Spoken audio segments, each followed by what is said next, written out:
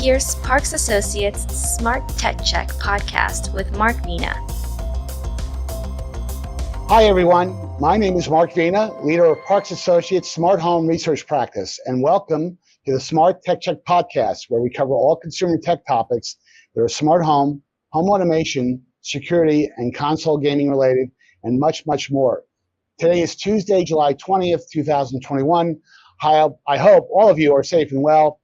With today's podcast, we're going back to my regular format where I want to tee up a bunch of great hot tech topics in the news with a few of my favorite, I use that word advisedly, tech journalists. So let me introduce a couple of familiar folks who've appeared multiple times on the podcast. John Quain, who writes on technology for the New York Times and Tom's Guide, and Stewart Wolpin, my favorite because he's a baseball aficionado and I'd love to talk baseball with him, who writes for Twice and Laptop Magazine. Gentlemen, welcome to the podcast. Thanks. Thank you. How are things, by the way? How's things in New York? Because both of you guys are New Yorkers. How's Sticky. the weather? I hate that. Is it sticky? It's not the heat, it's the humidity. Yeah, feels like 150, right?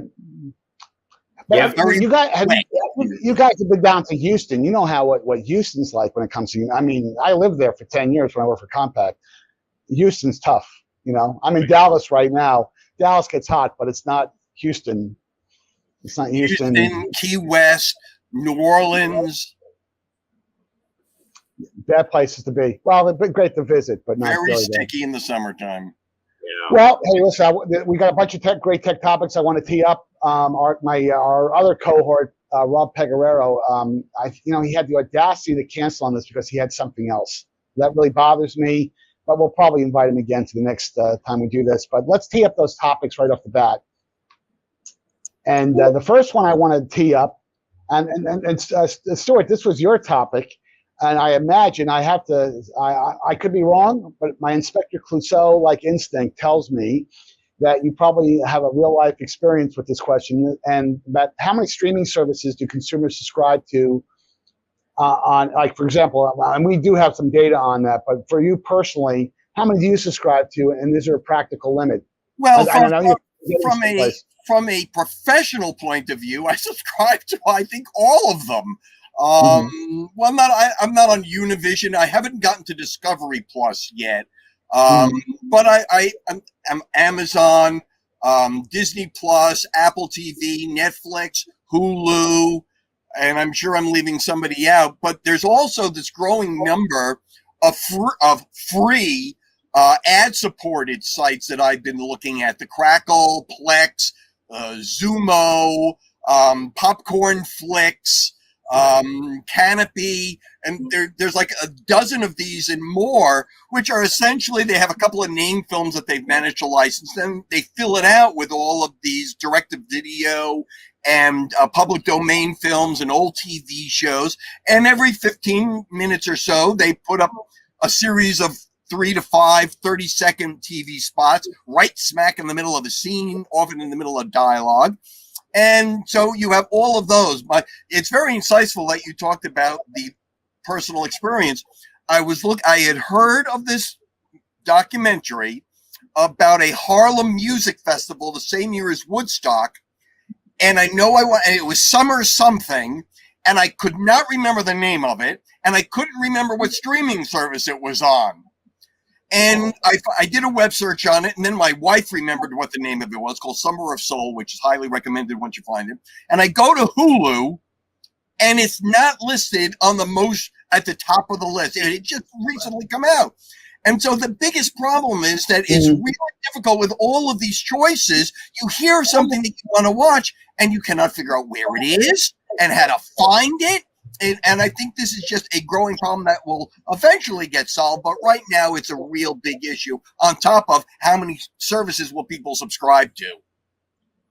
Well, and we're going to get to that question in a second. But I guess the first one I want to ask is, when you subscribe, and this has been the problem with these streaming services, is that you subscribe to so many, and putting the issue of subscriber fatigue aside, because that's a very real issue, that people are subscribing to these services because they think they're great. They get great, a free trial for a month or two. They can be canceled anytime.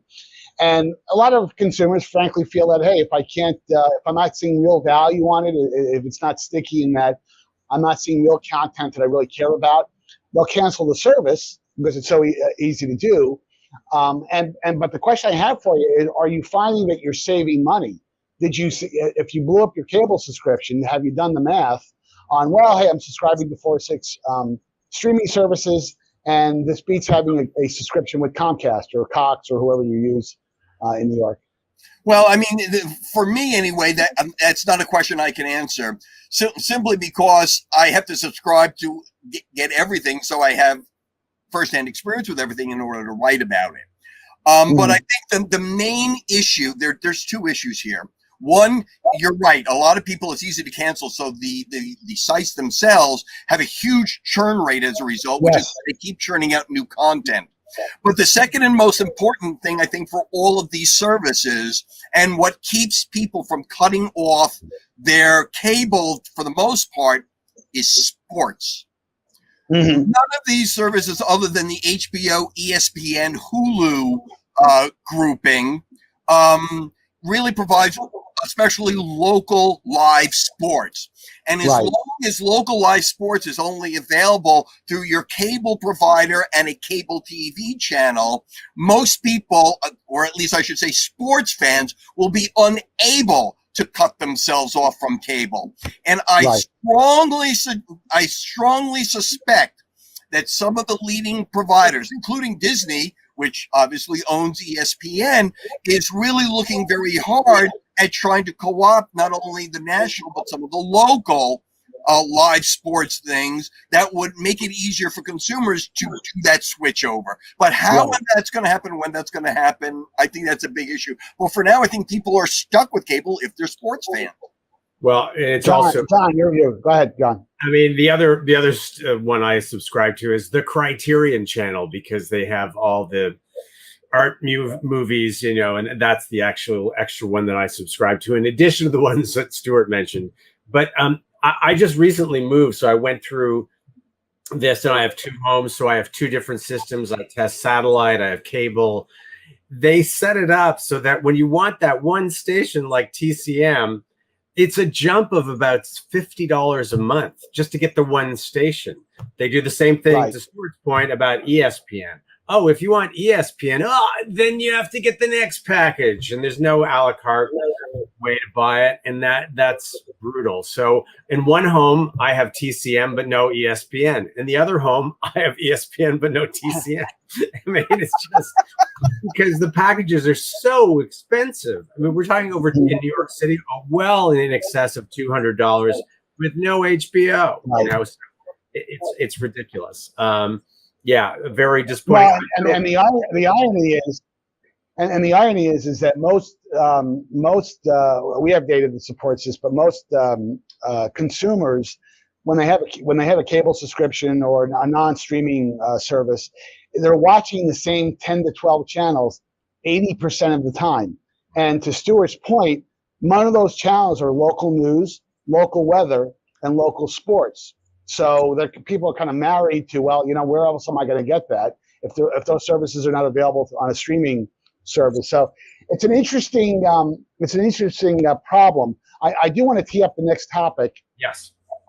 And that is the problem that Stewart teed up. And I have to say, in all fairness, it's not as bad as it was 5 years ago. I mean, I had problems like many consumers years ago where you're subscribing to multiple OTT services, and you download a movie that, I got to pay $5. I'm watching the movie, and then you find out, oh, by the way, there was another channel that I could have watched it for free. I could have saved myself $6. Right. But now there are many universal search engines.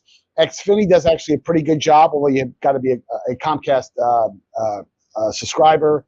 Roku is actually pretty good. There's a number of services out there that are trying to fix this problem, but they're not perfect. They're not perfect. Stewart, go ahead.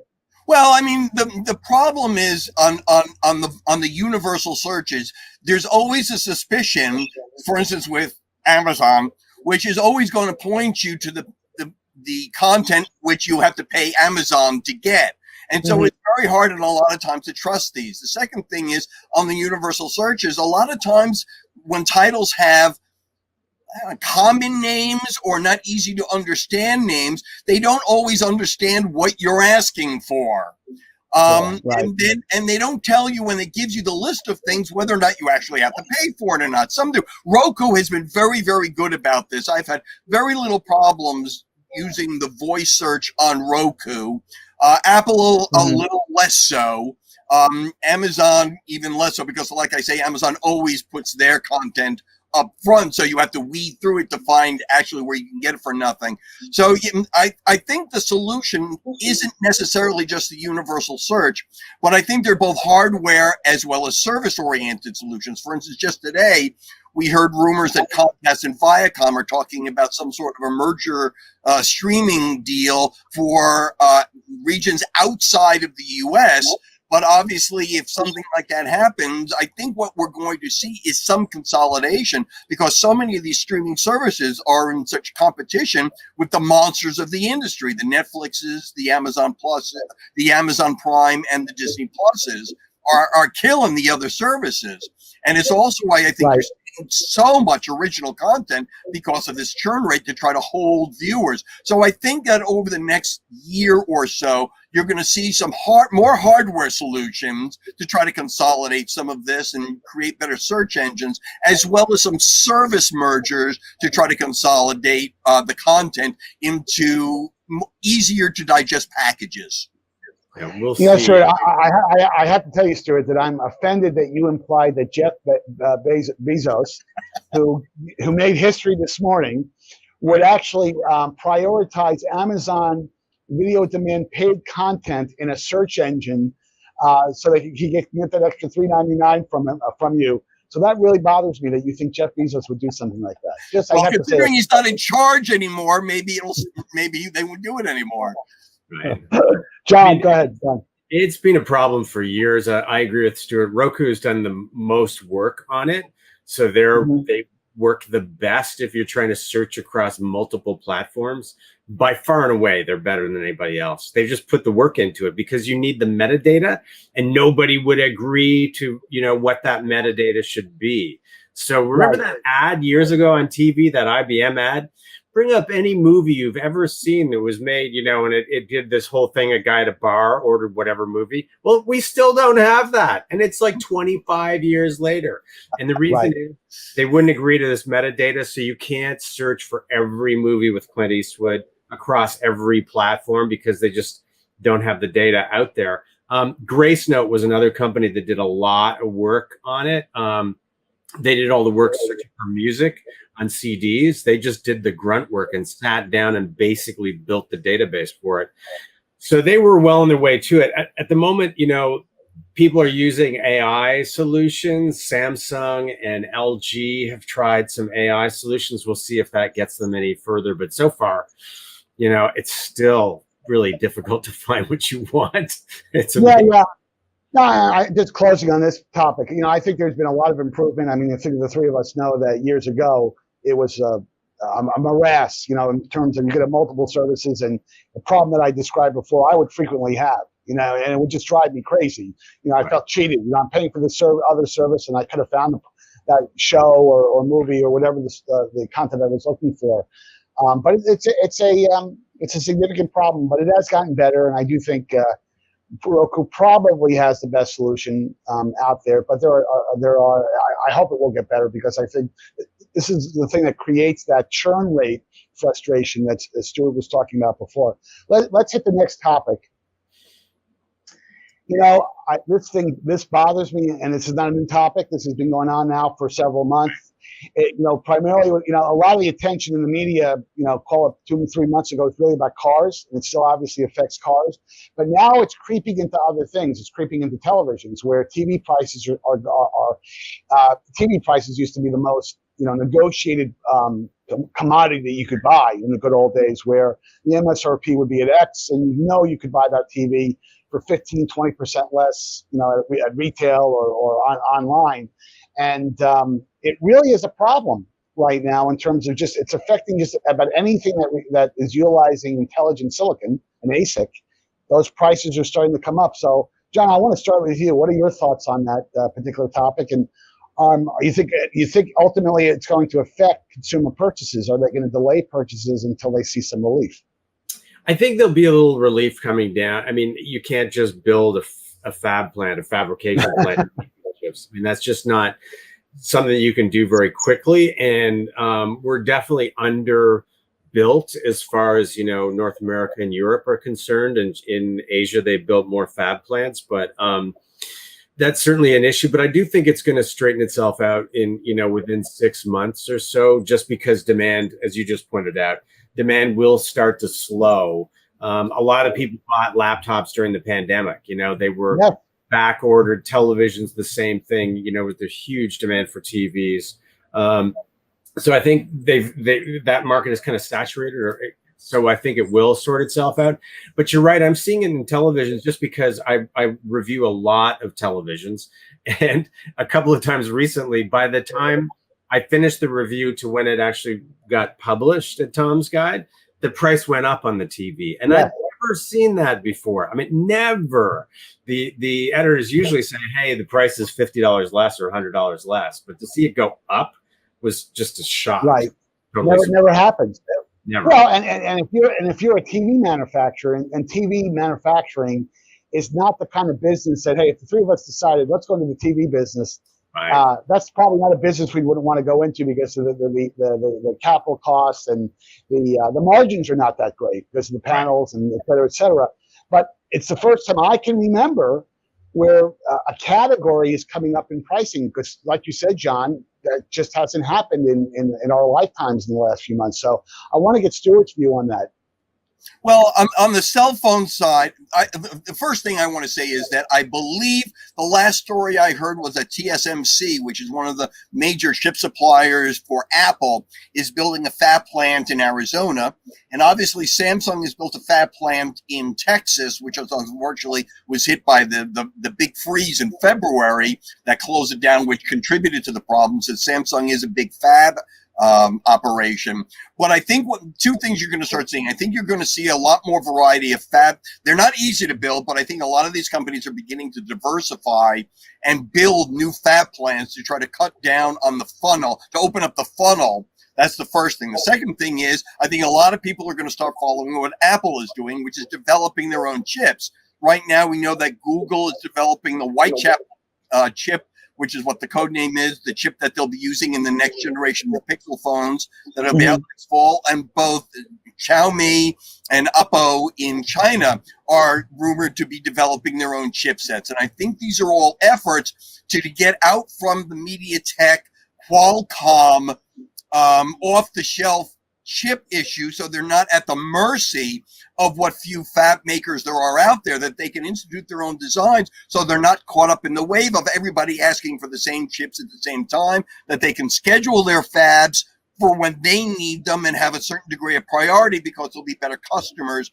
for the people who actually do the fabrication. So I think you're going to see a lot more trending towards that, because not only is it better for them on a supply basis, but it also will enable them to do what Apple has been doing, which is tie the hardware and the software and the operation together in a uniform, seamless kind of way that make their products better.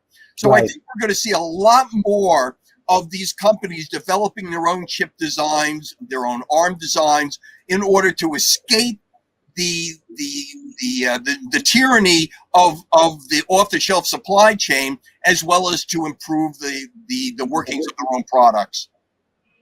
Yeah, and John, you could probably comment on this because you cover the auto space. Is that even in the automobiles right now, from a pricing standpoint, pricing now it's not just related to chips, but pricing certainly for cars is starting to creep up, or at least staying flat. But in many cases are coming up. And by the way, you can't even get your hands on the car anyway. I mean, in many cases, especially if you're ordering a car that you want with special features, and they have to when I say custom build, you have to build it from the factory. It's not on the lot. And cars is one of these products that I think that consumers have become accustomed that. Hey, I walk into a dealer, I negotiate hopefully a reasonable price, and I drive away. And there's a lot of pain going on in that space right now. Correct? Absolutely. Prices have definitely held steady and gone up a bit, and they've gone up as well in the used car market, which is Yeah, which is really crazy. gone up substantially because people decided they couldn't get a new car. Okay, I'll Mhm. go get a used car. Well, those prices consequently have gone up as well because of that.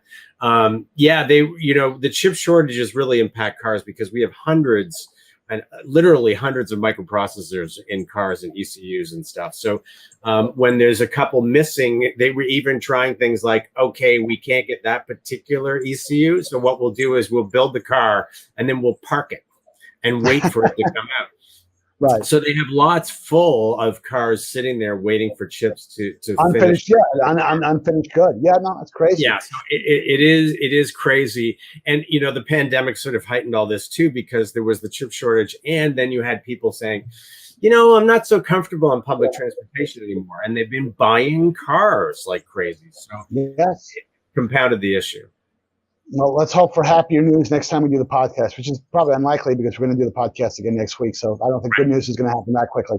Let's hit the next topic because this is a real good one.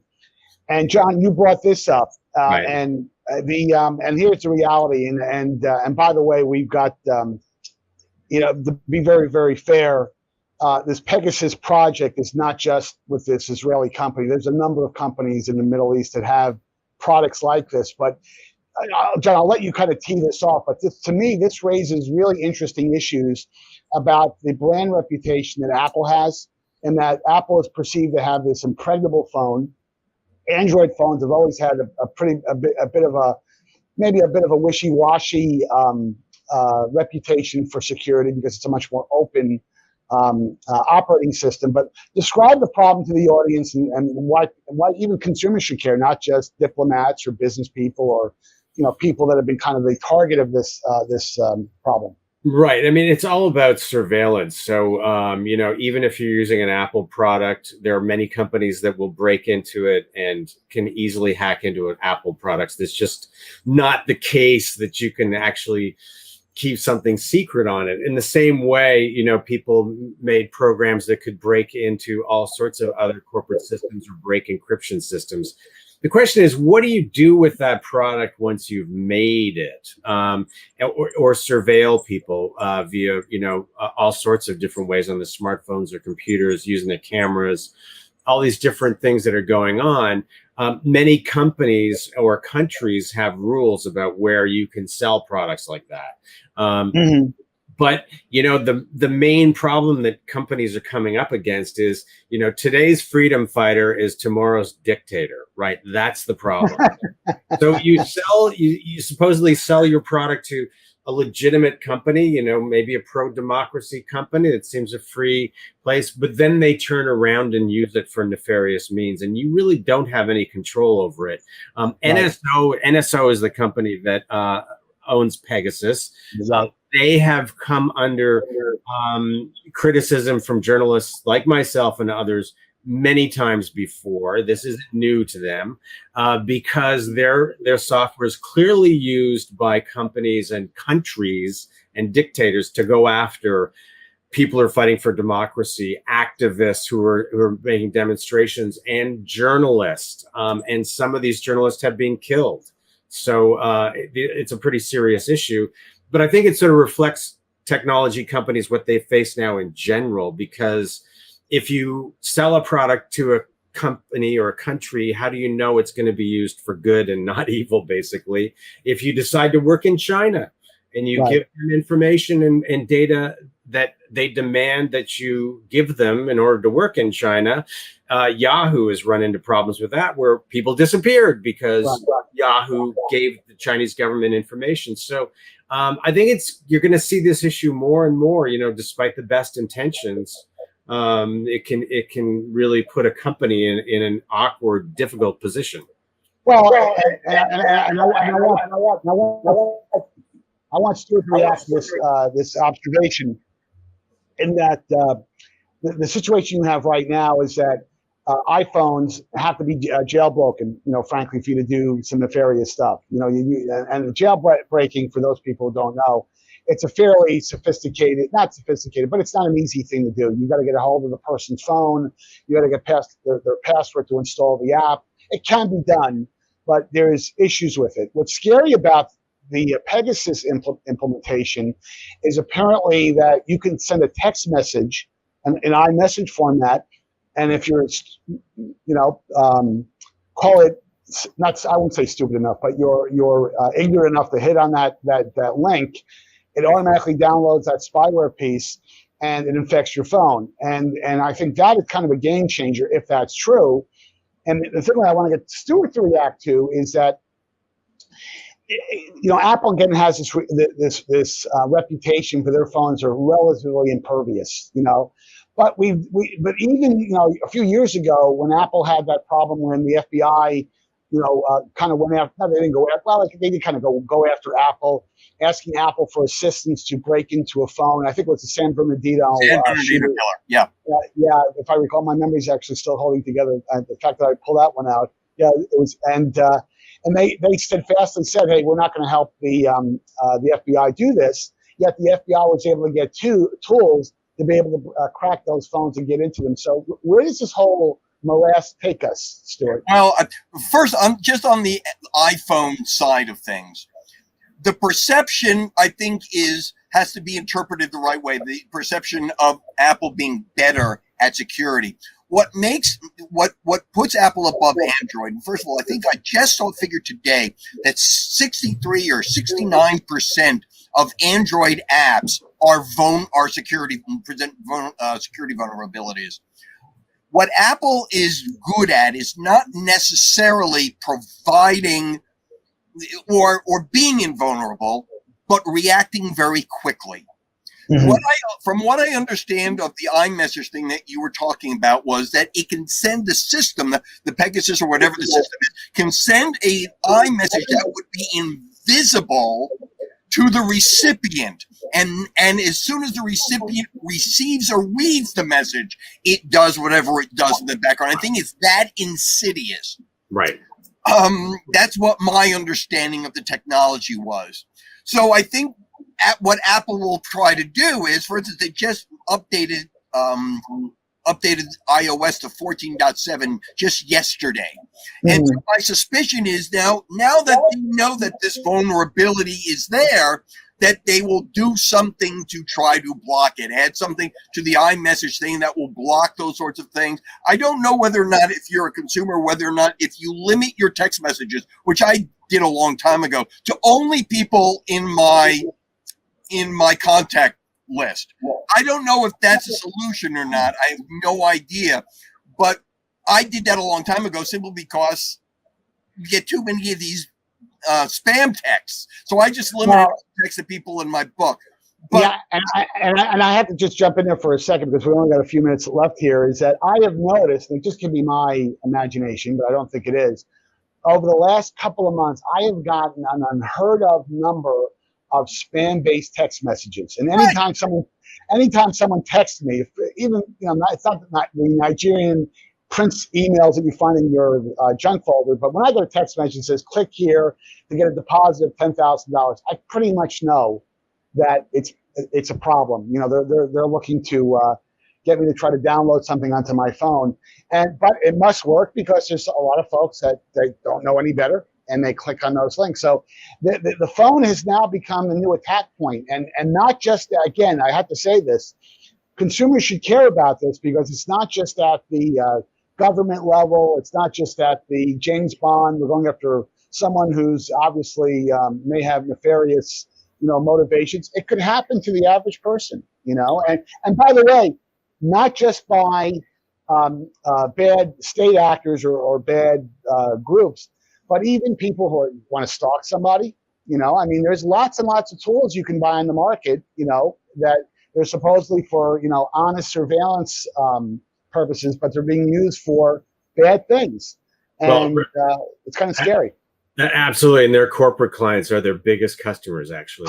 Customers, yes. Really, the corporations use these tools all the time to surveil all sorts of people, customers, clients, competition.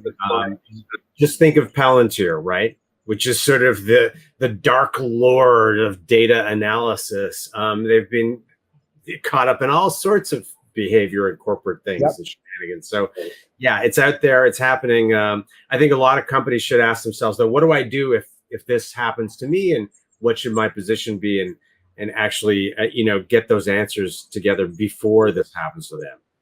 Yep. Well, it's both scary and fascinating at the same time, and I suspect we'll be talking about it one more time. But I want to close the podcast because I chuckled when I saw this last topic here. Did anyone go to Mobile World Congress? And the reason why I want to talk about that for just 30 seconds, but I cannot wait to get back to events.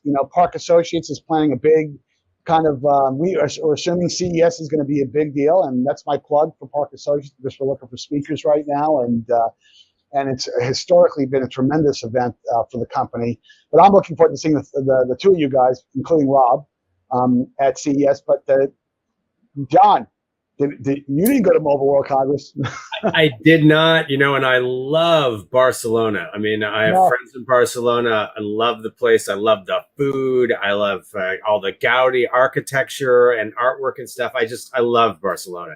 And so, yeah, it's disappointing not to go there, but it showed, they put it on anyway, even though people really didn't go. And I think what was interesting to me about it was it matters that people are physically there. It just didn't get very much coverage at all. I mean, it really didn't do anything. And there was other stuff going on for those of us who cover technology, so we were not paying much attention to it. But when you're actually there in person, then you're focused on it. Then you get, that coverage. So I think that was demonstration that I think trade shows are actually going to come back in person, even though nobody really went to Mobile World Congress. Yep. Stewart, your thoughts? I was supposed to go last year, but obviously did not, and so I was not. So I was surprised that they even scheduled the damn thing.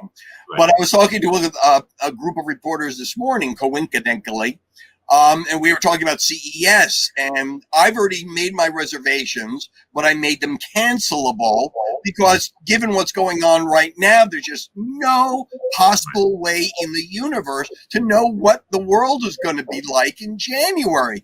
I know some people who are definitely have not booked for CES yet. I did it I'd rather have it and not need it than need it and not have it.